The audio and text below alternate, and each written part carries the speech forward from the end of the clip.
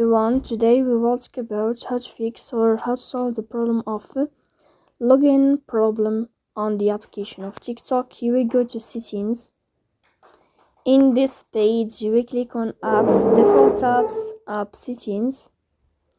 Here in this sign, you will search about TikTok and you will click here. In this page of app info, you will go to first stop and you will click OK. Here you will enter to the window of storage.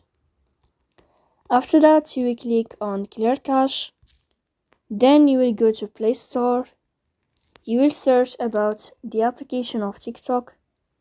If you find update here in this blue sign, then you can click to update your app.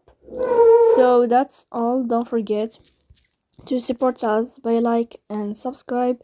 See you next time and thank